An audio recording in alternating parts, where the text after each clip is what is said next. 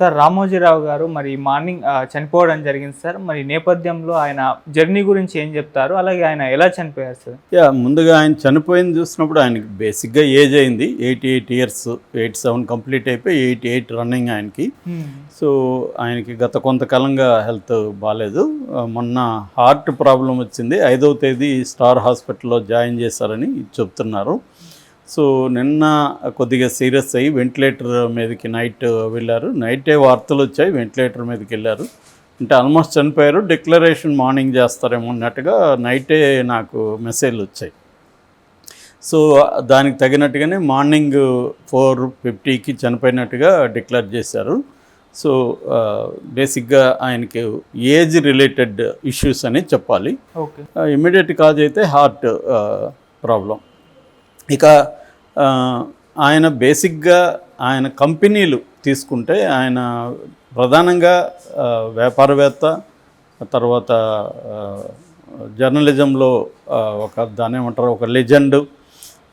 ఆయన ఎడిటర్గా కూడా, ఈనాడుకి ఎడిటర్గా కూడా 46 సంవత్సరాలు పనిచేశాడు. అట్లాగే కళారంగము, సినిమా రంగము, సాహిత్య రంగము, సైన్సు, తర్వాత టూరిజము, హోటల్సు, చిట్ ఫండ్సు, ఇంకా చాలా రకాల వ్యాపారాలు, అడ్వర్టైజింగు, పచ్చళ్ళు, అంటే ఫుడ్ అనుకోవచ్చు. సో వీటన్నిటికీ తలదన్నేటిగా రామోజీ ఫిల్మ్ సిటీ. సో ఇలాగా ఆయన కంపెనీలో ఒకసారి చూసుకుంటే మనం Margadarsi, Eenadu, ETV, news time, Usha Kiran movies, Mayuri distributors, Priya పచ్చళ్ళు, image advertising, Dolphin hotels, Kalanjali, Brisa, Kalorama printers, Vasundhara publications, Dolphin hotels, Film City. ఇలా అంటే దాదాపు ఒక 30-40 కంపెనీస్ ఆయన ఉన్నాయి. అందులో సక్సెస్ఫుల్గా రన్ అయినవి ఒకటి మార్గదర్శి, తర్వాత డాల్ఫిన్ హోటల్సు, ప్రియా పచ్చళ్ళు, ఈనాడు అండ్ ఈటీవీ, ఈ గ్రూప్ అనమాట. దాని తర్వాత సినిమా రంగంలో కూడా ఆయన ఉషా కిరణ్ మూవీస్ పేరుతో వచ్చారు. సో బేసిక్గా ఈయన బయోగ్రఫీ మనం టూకీగా చెప్పుకుంటే, వీళ్ళది కృష్ణా జిల్లా పెద్దపాడు. ఇది మన గుడివాడకి దగ్గరలో ఉంటుంది. యాక్చువల్గా వీళ్ళు పామరు దగ్గర ఉన్న ఒక చిన్న పల్లె నుంచి వీళ్ళ ముత్తాత ఈ పెద్దపారుపాడుకి వెళ్ళినాడని చెప్తారు. వీళ్ళది కమ్మ సామాజిక వర్గం. చెరుకూరి వెంకట సుబ్బారావు, వెంకట సుబ్బమ్మ వీళ్ళ అమ్మ నాన్న పేరు. వీళ్ళది కొద్దిగా మరీ పూర్ ఫ్యామిలీ అయితే కాదు, వ్యవసాయ కుటుంబం. అక్కడంతా కూడా కొంత ల్యాండ్ అది బాగుంటుంది, ప్లస్ వాటర్ సోర్స్ ఉంది కాబట్టి మంచి కమ్మ మోతుబరి అని చెప్పచ్చు. సో వీళ్ళకి మంచి పెంకుటిల్లు ఉండేది అప్పట్లోనే. సో తన ఇద్దరు అక్కలు రాజ్యలక్ష్మి, రంగనాయకమ్మ. రాజ్యలక్ష్మి ఆల్రెడీ చనిపోయారు, రంగనాయకమ్మ ఉన్నారు. సో ఈ ఇద్దరు ఆడపిల్లలు పుట్టిన తర్వాత మగపిల్లవాడు కావాలని వాళ్ళ అమ్మ నాన్న అనుకుంటే చాలా గ్యాప్ తర్వాత ఇతను పుట్టాడు. ఇతను ఎప్పుడు పుట్టాడంటే వాళ్ళ తాత రామయ్య ఆయన చనిపోయిన 13 రోజులకి ఈ అబ్బాయి పుట్టాడు. సో దాంతో వాళ్ళ మామూలుగానే చాలా ఫ్యామిలీస్లో, ముఖ్యంగా నాకు తెలిసి కమ్మ ఫ్యామిలీస్లో తండ్రులు చనిపోతే తండ్రుల పేర్లు, తాత చనిపోతే తాతల పేర్లు అలా పెడతారు. ఇప్పుడు రామానాయుడు రానా అని పెట్టారు కదా, అదే పేరే. అట్లా చాలాసార్లు అది ఆ వారసత్వం వస్తుంటుంది. సో అలాగా వీళ్ళ తాత పేరు రామయ్య అని ఈయనకి పెట్టారు. ఇతను చాలా గ్యాప్ తర్వాత పుట్టిన బిడ్డ కాబట్టి అల్లారు ముద్దుగా పెంచారు రామయ్యని. సో ఇతను అయితే 5వ వయసులో స్కూల్లో జాయిన్ చేసేటప్పుడు వాళ్ళు రామయ్య అని నీ పేరేంటి అని అడిగితే రామోజీ అని చెప్పాడు ఇతను. మరి ఇతను ఎందుకు రామోజీ అని చెప్పాడు అనేదానికి కరెక్ట్గా కారణం ఎవరు చెప్పలేదు. కానీ మేబీ వీళ్ళది శ్రీ వైష్ణవ సంప్రదాయంలో భక్తి ఫ్యామిలీ అనమాట. ముఖ్యంగా వీళ్ళ అమ్మ బాగా ఒక బ్రాహ్మిన్ కల్చర్లా ఉండేది ఇంట్లో. శుచి పాటించడం, శుభ్రత పాటించడం అవన్నీ ఈయనకు కూడా వచ్చాయని చెప్తారు అమ్మ నుంచి. సో మేబీ ఈ రామోజీ అనేది యాక్చువల్గా మరాఠీ పేరు. మనకి నానాజీ, రామోజీ, సుంకోజీ, శివాజీ ఇవన్నీ కూడా మరాఠీ కల్చర్ నుంచి వచ్చింది. మనకి మరాఠీ కల్చర్ నుంచి కూడా చాలా పేర్లు, మనకి శివాజీ అనే పేరు వెరీ కామన్ కదా ఇక్కడ. సో అలాగా వీళ్ళ మరి ఈయన ఎక్కడైనా చూసాడా రామోజీ అనే పేరు ఈయనకి ఎట్లా తెలుసు? ఎందుకంటే 5 ఏళ్ల వయసులో నేను రామోజీ నా పేరు, నాకు రామయ్య అంటే నచ్చలేదని చెప్పడం అనేది కొద్దిగా ఆడ్గా అనిపిస్తుంది. ఆయనకి ఏదో మొత్తానికి తన రామయ్య అంటే ముసలోడు అన్న ఫీలింగ్ ఏదో ఉంది. సో అందువల్ల రామోజీ అని పెట్టుకున్నాడని చెప్తారు. అక్కడ నుంచి ఈయన పేరు రామోజీగానే నమోదైంది అనమాట. సో రామోజీ రావు తర్వాత యాడ్ అయింది. ఫస్ట్లో రామోజీగా ఉండేది. సో అక్కడ ఈయన చిన్నప్పుడు స్కూలింగ్ జరిగింది. దాని తర్వాత హై స్కూలు అప్పట్లో ఇంకా ప్రైవేట్ లేదు కాబట్టి మున్సిపల్ స్కూల్లోనే గుడివాళ్ళ చదువుకున్నాడు. దాని తర్వాత అక్కడ ఇంటర్మీడియట్, దాని తర్వాత అక్కడ డిగ్రీ కూడా బీఎస్సీ చదివాడు. దాని తర్వాత అది గుడివాళ్ళు ఏఎన్ఆర్ కాలేజ్గా మార్పు చెందిందని చెప్తారు. సో దాంతో చిన్నప్పటి నుంచి కూడా ఇతనికి ఏంటంటే ఇంట్లో అమ్మతో ఎక్కువ చనువు ఉండేది. అమ్మతో తిరగడం, వంటల్లో సహాయం చేయడం, అక్కలతో కూడా బాగా అల్లారు ముద్దుగా చూసుకునేవాళ్ళు, ముఖ్యంగా ఇలా చిన్నక్క రంగాయకి. సో ఇలాగా ఇంట్లో అమ్మతో హెల్ప్ చేయడం, తర్వాత వ్యవసాయ పనుల్లో కూడా హెల్ప్ చేయడం ఉండేది. రెండోది ఏంటంటే తనకు బొమ్మలు వేసే అలవాటు ఉండేది, డ్రాయింగ్స్ అవి ఇష్టం ఉండేది అనమాట. సో అలాగా డిగ్రీ అయిపోయినాక బిలాయిలో ఒక జాబ్ కోసం అక్కడికి వెళ్ళాడు ట్రైన్లో. వెళ్తే ఆ జాబు ఇంటర్వ్యూలో ఈయన పాస్ కాలేదు, ఫెయిల్ అయ్యాడు. దాంతో కొద్దిగా బాధపడుతూ తిరుగుముఖం పడుతున్నప్పుడు అప్పుడు ఈయన అనుకున్నాడని చెప్తారు. ఏమంటే నేను సొంతంగా కంపెనీ పెట్టి నేను చాలామందికి ఉద్యోగాలు ఇవ్వాలి అనేది అప్పుడు ఆ ట్రైన్లో వస్తున్నప్పుడు ఈయన అనుకున్నాడు అనేది చెప్తారు. ఆ తర్వాత ఈయన తహసీల్దార్ రామచంద్రరావు అని వీళ్ళ బంధువు ఒక ఆయన ఉన్నాడు. ఆయన యాడ్ ఏజెన్సీ ఢిల్లీలో తెలుసుంటే ఆయన ద్వారా ఈయన యాడ్ ఏజెన్సీలో జాయిన్ అయ్యాడు జాబ్లో. 1960 ప్రాంతంలో ఈయన అక్కడ జాయిన్ అయ్యాడు. జాయిన్ అయిన తర్వాత ఈయనకి 1961లో ఆగస్ట్ 19th పెనుమలూరు అని వాళ్ళ దగ్గర ఏరియాలోనే రమణమ్మ అనే ఒక ఆమెతో పెళ్లి జరిగింది. ఈ రమణమ్మ కూడా తన పేరుని రమాదేవిగా మార్చుకునింది. ఆమె కూడా చిన్న వయసులోనే తన పేరును మార్చుకుందని చెప్తారు. ఇది ఒక రకమైన కోయిన్సిడెన్స్ ఇద్దరికి. రామయ్య రమణమ్మ, రామోజీ రమాదేవిగా ఇద్దరు కూడా పేర్లు మార్చుకున్నారు. ఓకే. 61లో పెళ్ళయింది. ఈయన యాడ్ ఏజెన్సీలో కూడా డ్రాయింగ్ ఇదిగా చేరారు, బొమ్మలు వేయడానికి. అయితే ఈయనకి ఏంటంటే ముందు నేను ఇందాక చెప్పిన బిలాయి నుంచి వస్తున్నప్పుడు ఏదైతే కంపెనీ పెట్టాలని ఒక మైండ్లోకి వెళ్ళిందో ఐడియా, అప్పుడు ఈయన యాడ్ ఏజెన్సీలో కూడా ఈ బిజినెస్కి సంబంధించినవన్నీ అబ్జర్వ్ చేసేవాడు, తెలుసుకునేవాడు. అసలు ఎట్లా దీని మోడల్ ఏంటి, దీనికి ఎంత పెట్టుబడి అవుతుంది, దీని రెవెన్యూ ఎట్లా వస్తుంది, ఖర్చులు ఏమేమి ఉంటాయి, ఏ హెడ్స్ ఉంటాయి, ఇవన్నీ కూడా ఆయన బాగా అబ్జర్వ్ చేయడం, వాళ్ళ అకౌంటెంట్స్ వాళ్ళతో అంతా మాట్లాడడం, తెలుసుకోవడం అవన్నీ చేశాడు. అంటే ఇది ఒక పునాదిగా చెప్పచ్చు ఈ అడ్వర్టైజింగ్. ఇది కూడా అనంత్ అని ఒక కేరళ అతను పెట్టిన యాడ్ ఏజెన్సీ ఇది.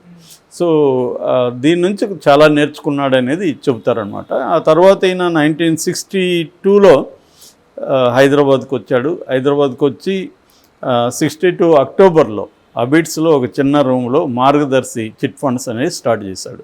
సో ఇది స్టార్ట్ చేసినప్పుడు కూడా చాలామంది ఏమనేవాళ్ళు అంటే ఇది ఆడవాళ్ళ వ్యాపారం, దీనికి కంపెనీ పెట్టడం ఏంటి అని ఎగతాళి చేసినా కూడా ఈయన వినకుండా పెట్టి ఒక ఇద్దరితో ఏమో స్టార్ట్ చేసి మెల్లమెల్లగా దాన్ని డెవలప్ చేసుకుంటూ వచ్చాడు. తర్వాత 65లో కిరణ్ యాడ్స్ పెట్టాడు. ఈయన అడ్వర్టైజింగ్ దీంట్లో పనిచేశాడు కాబట్టి కిరణ్ యాడ్స్ అని, తన కొడుకు అప్పటికే కిరణ్ ఒక అబ్బాయి పుట్టాడు, ఆ అబ్బాయి పేరుతో కిరణ్ యాడ్స్ చేశాడు. తర్వాత 67లో నుంచి 69 వరకు వసుంధర ఫెర్టిలైజర్స్ అని ఒక ఫెర్టిలైజింగ్ సంస్థ నడిపాడు. బట్ దాంట్లో నష్టాలు వచ్చాయి. అది పార్ట్నర్షిప్తో చేసింది. ఆ పార్ట్నర్స్కి డబ్బులు ఇచ్చేసి నష్టాలను కూడా తను భరించాడని చెబుతారు.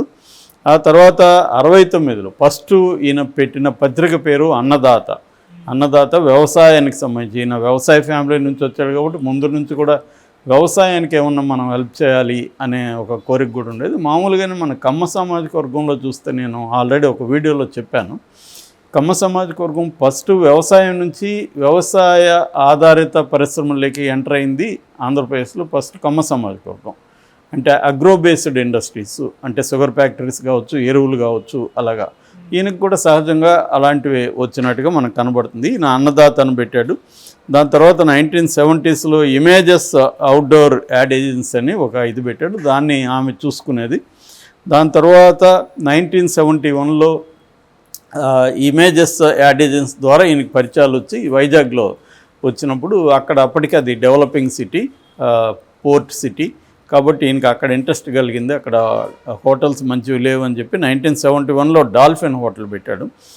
దాని తర్వాత అక్కడ ఈయనకి అప్పటికే పత్రికలు చదివే అలవాటు ఈయనకు ఉంది. ఆ హోటల్లో కూడా పత్రికలు అవన్నీ తెప్పించేసేవాడు. అప్పటి వరకు ఏంటంటే ఆంధ్రప్రభ, ఆంధ్రపత్రిక, ఆంధ్రజ్యోతి ఇలాంటి పత్రికలు ఎక్కువగా ఆంధ్ర పేరుతో ఉండేవి. సో ఈయన దీన్ని డిఫరెంట్గా మనం కూడా ఒక పత్రిక పెడదామని కోరికొచ్చింది. దాంతో ఈయన అన్నీ కూడా ఆంధ్ర ఉంది, మళ్ళీ మనం ఆంధ్ర ఎందుకు పెట్టేది, వేరేది ఏదైనా పెడదాం అనుకున్నప్పుడు హిందీలో ఆద్య అని ఒక పత్రిక అప్పుడు ఏదో ఉంటే దాన్ని ఇన్స్పిరేషన్తో ఈయన ఈనాడు అని పెట్టాడు. ఈనాడు అంటే ఈ రోజు అని వస్తుంది, ఈనాడు అంటే ఈ ప్రాంతం అని కూడా వస్తుంది. బట్ ఈయన ఈరోజు అనేది ఈయన తీసుకున్నాడు. అలాగా ఈయన 1974లో తక్కువ మందితో అక్కడ ఒక సీతమ్మదారిలో చిన్న షెడ్ తీసుకొని అక్కడ స్టార్ట్ చేశాడు. నిజానికి ఈనాడుతో ఈయన లైఫ్ దశ తిరిగిందని చెప్పచ్చు. అంతకుముందు మార్గదర్శి చిట్ ఫండ్స్ వల్ల ఏమైందంటే ఈయన వ్యాపారాలకు పెట్టుబడి సమకూరింది. డబ్బులు ఎవరినో అడుక్కోకుండా తన చిట్స్ డబ్బులు వస్తాయి కాబట్టి ఆ డబ్బులతో వేరే వ్యాపారాలకి పెట్టుకుంటూ వచ్చాడు. ఇదే లీగల్గా కరెక్ట్ కాదనేది తర్వాత కాలంలో మనకి ఉండవల్లి అరుణ్ కుమార్ చెప్పాడు. ఏదేమైనా అలాగా ఈయన అక్కడి నుంచి ఈనాడు ఎడిటర్గా ఈయన ఉన్నాడు. 40 ఏళ్ళు ఎడిటర్గా ఉండి 2020లో మాత్రమే ఎడిటింగ్ బాధ్యతల నుంచి పక్కకు వచ్చి వేరే వాళ్ళ పేరు వేయడం మొదలుపెట్టాడు. అప్పటి వరకు పేరు ఈయనదే ఉండేది, ఎడిటర్లు వేరే వాళ్ళు ఉండేవాడు, కానీ ఈయనే ఎడిటర్గా చేసుకున్నాడు. నిత్యం ఉషోదయంలో సత్యం నినజించుగాక అన్న స్లోగన్తో ఈనాడు స్టార్ట్ అయింది. ఇంకా ఈనాడు ఒక పెద్ద చరిత్ర. ఈయన మొత్తం రామోజీరావు చరిత్ర చెప్పుకుంటే మనకు గంట కూడా సరిపోదు, బట్ నేను టూకీగా చెప్తున్నాను. సో ఓవరాల్గా ఈనాడుతో ఈయన ఒక బ్యాంగ్ స్టార్ట్ చేశాడు అనొచ్చు. దాని తర్వాత ఈనాడు విపరీతంగా విస్తరించింది ఎప్పుడంటే 1983లో ఎన్టీ రామారావు పార్టీ పెట్టినప్పుడు. ఒక రకంగా ఈనాడు రామోజీ లేకపోతే రామారావు సక్సెస్ అయి ఉంటాడా అన్న డౌట్ కూడా చాలామందికి ఉంది. ఈ రేంజ్లో అయితే అయి ఉండకపోవచ్చు, ఆయనకి టైం బట్టి ఉండేది. సో రామోజీరావు కూడా ఆల్రెడీ కాంగ్రెస్ మీద కోపం ఉండడం, తన కమ్మ సామాజిక వర్గం నుంచి కూడా ఒక నాయకత్వంలోకి రావాలని కోరుకోవడం, అప్పటికంతా రెడ్లే ప్రధానంగా చీఫ్ మినిస్టర్గా అంతా ఉండేవాళ్ళు. అలాగా కమ్మ సామాజిక వర్గం మొత్తం కూడా అండగా ఉండడం. రామోజీరావు ఏంటంటే రామారావుకి ఏ ఏరియాలో ఆ ఏరియాలో గైడ్ చేయడం, వాళ్ళ ద్వారా ఆయనకి అన్ని విషయాలను అందించడం, ఆయన వెళ్తున్న ఏరియాలంతా తన యాడ్ ఏజెన్సీ ద్వారా వాటిని ప్రమోట్ చేయడం, ఆడియో క్యాసెట్లు విపరీతంగా ఆయన సంభాషణలు ప్రమోట్ చేయడం, తనకు అప్పటికే మార్కెటింగ్ ఇవన్నీ నెట్వర్క్ ఉంది కాబట్టి దాని ద్వారా రామారావుని బ్రహ్మాండంగా ప్రమోట్ చేశాడు ఆయన.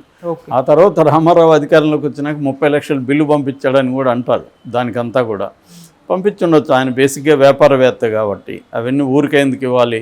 సో అలాగా రామారావు అధికారంలోకి రావడానికి ఈనాడు ఉపయోగపడింది. ఈనాడు సర్క్యులేషన్ ఆ టైంలో 1 లక్ష పెరిగిందని చెప్తారు. అది ఒక రకంగా ఈనాడికి ఒక పెద్ద గంతు అని చెప్పొచ్చు, లీప్ అని చెప్పొచ్చు. సో ఇంకా అక్కడి నుంచి ఆయన విస్తరించుకుంటూ వచ్చాడు. ఆ తర్వాత అదే రామారావుని పడగొట్టడానికి కూడా ఈయన విపరీతంగా రామారావుకి నెగిటివ్ క్యాంపెయిన్ కూడా చేశాడు చంద్రబాబు తరఫున. సో ఈయన ముందు నుంచి కూడా రామోజీరావు తెలుగు రాజకీయాలకు సంబంధించి దాని గాడ్ ఫాదర్ లాంటి వాడు, ఒక మాఫియా లీడర్ లాంటి వాడు. అంటే ఎవరిని సీఎం చేయాలన్నా ఎవరిని దించేయాలన్నా రామోజీరావు చేయగలడు అన్న స్థాయిలో ఆయనకు పేరు వచ్చింది. ఆ విషయంలో ఫస్ట్ ఈయన ఢీకొట్టిన వ్యక్తి వైఎస్ రాజశేఖర రెడ్డి ఫస్ట్ రామోజీరావుని ఒక దెబ్బ కొట్టగలిగాడు. తన మార్గదర్శి మీద కేసు వేయించి ఆ తర్వాత జగన్ ట్రై చేశాడు, కానీ ఫైనల్గా జగన్ ఆ బ్యాటిల్లో ఓడిపోయాడు. రామోజీరావే పై సాధించాడు. బట్ ఆ విజయం చూడకముందు ఆయన చనిపోయాడు. సో ఏదేమైనా రామోజీరావు మీద అనేక ఆరోపణలు కూడా ఉన్నాయి. ముఖ్యంగా రామోజీ ఫిల్మ్ సిటీకి సంబంధించి ల్యాండ్ ఆక్యుపై చేసుకున్నాడని. 2000 ఎకరాల్లో రామోజీ ఫిల్మ్ సిటీ ఉంటే ఇంకొక 2000 ఎకరాలు దానికి అనుబంధంగా ఫార్మ్స్ కానీ తర్వాత డైరీ ఇది కానీ తోటలు ఇవన్నీ ఉన్నాయి. మేము కూడా నా ఫస్ట్ సినిమా డ్రీమ్స్ని అక్కడే షూట్ చేసాము. ఆ తర్వాత నేను రాఘవేంద్రరావు దగ్గర పనిచేసేటప్పుడు కూడా మొత్తం స్టోరీ సిట్టింగ్ అంతా అక్కడే ఉండేది. నేను చెప్పిన ఎక్స్టెన్షన్ 2000 ఎకరాల్లోనే మా ఆఫీసు అక్కడ ఉండేది. సో అట్లా ఏదేమైనా ఆయన మీద ఇటువంటి అనేక విమర్శలు ఉన్నాయి. మామూలుగానే ఇండియాలో వ్యాపారవేత్తలు అనేవాళ్ళు వ్యవస్థల్ని మేనేజ్ చేయకుండా ఎవరు కూడా ఎస్టాబ్లిష్ అయ్యే అవకాశం లేదు. ఎందుకంటే మనది గ్రోయింగ్ ఎకనామీలో 1930s అమెరికాలో కూడా అదే ఉండేదని ఎకనామిస్టులు చెప్తారు. సో ఇక్కడ కూడా అంతే. సో మనకేందంటే వ్యవస్థల అన్నిటినీ ఉపయోగించుకొని తమ పరపతి ద్వారానో లేకపోతే లంచాలు ఇచ్చో ఉపయోగించుకొని తాము గ్రో అవ్వాలి. అదే పద్ధతిలో ఈయన కూడా అయ్యి ఉంటాడు, నో డౌట్. బట్ ఖచ్చితంగా ఈయన తెలుగు జాతి కావచ్చు, లేకపోతే తెలుగు సంస్కృతి కావచ్చు, కళారంగాలు, జర్నలిజం అన్నిట్లో రామోజీరావు ముద్ర లేకుండా ఏది లేదు. రామోజీరావును విస్మరించే పరిస్థితి ఎవరికి ఉండదు. ఈయన ఈ రామోజీ ఫిల్మ్ సిటీ వరల్డ్లోనే లార్జెస్ట్ ఫిల్మ్ సిటీ, తర్వాత గిన్నిస్ బుక్లోకి ఎక్కింది. సో ఆయన కొన్ని లక్షల మందికి ఇండైరెక్ట్గా డైరెక్ట్గా ఉద్యోగాలు కూడా ప్రొవైడ్ చేశాడు.